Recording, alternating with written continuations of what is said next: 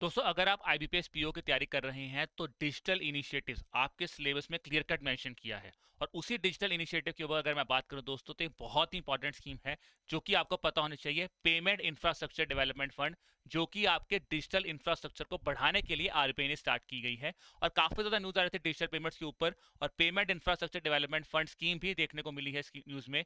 तो कौन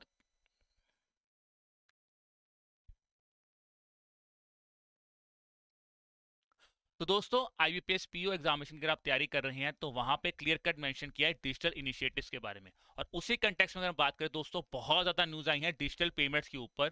तो वहां पे एक स्कीम आपको पता होनी चाहिए, payment infrastructure development fund.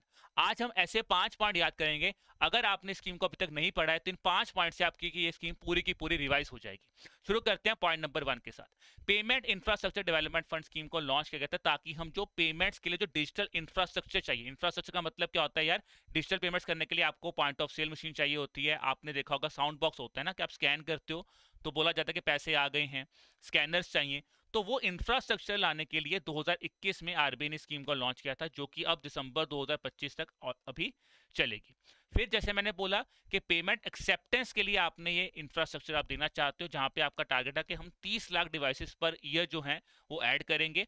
Focus होगा टीयर 3 टू टीयर सिटीज के ऊपर, टीयर 3 टू टीयर 6 सिटीज के ऊपर। और दूसरा है जम्मू कश्मीर, लद्दाख, नॉर्थ ईस्टर्न या फिर स्पेशल फोकस एरियाज के ऊपर।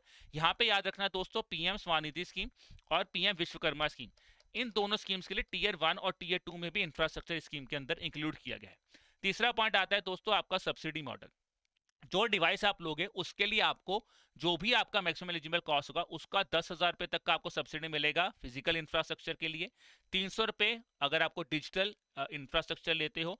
2,000 रुपए फॉर अदर डिवाइस, जैसे साउंड बॉक्सेस की बात करें तो वो हो जाती है। तीसरा पॉइंट आता है दोस्तों आपका एलिजिबिलिटी को लेके। भाई जो भी बंदा इस इंफ्रास्ट्रक्चर को लेगा उसको इंटर ऑपरेबल पेमेंट्स के लिए ही जो है यहाँ पे पैसा दिया जाएगा। और हर मर्चेंट जो है वो उसको एक फिजिकल प्लस एक डिजिटल या कंटेम्प्रेरी डिवाइस के लिए सब्सिडी मिल सकती है नॉर्मल केसेस में। अगर आप स्पेशल फोकस एरियाज की बात करें तो 3 एरियाज पे बेसिकली तीनों ही फिजिकल, डिजिटल और कंटेम्प्रेरी के ऊपर आपको सब्सिडी मिल सकती है। फिर आते हैं 5वां पॉइंट, फंडिंग मैकेनिज्म।